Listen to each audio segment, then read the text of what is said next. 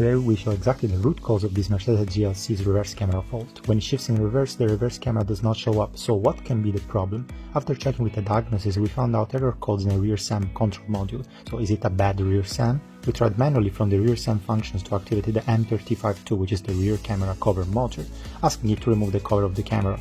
But after pressing the downward arrow to open it manually, nothing happened. So the issue is confirmed: the rear camera remains covered no matter what. And that's the problem.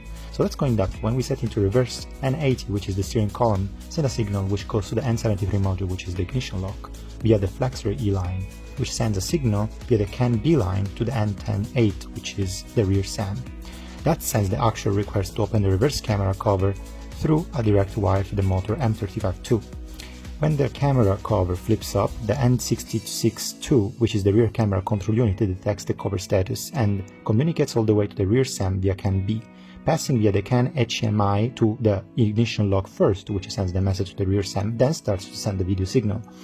It transmits this video signal to the A2617, which is the head unit control module, and this is done via HSDL video wire. The head unit then transmits on its own the message to the A48 command display, which actually shows the driver the rear camera view. So after removing the rear camera cover motor, we find 4 control wires. As we checked, pin 3 and pin 4 are power supply and ground of the rear camera cover motor. This motor has a bidirectional control. When the cover needs to open, pin 3 is 12 volt positive and pin 4 is the ground. When the camera cover closes, that's the opposite. Pin 4 is the 12 volt positive and pin 3 is the ground.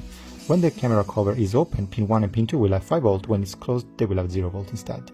So this 5 volt to 0 volt signal explains the rear camera, the cover is open or the cover is closed. After checking the reverse camera cover motor's mechanism, we notice that the motor does activate, but the internal gear has some problem.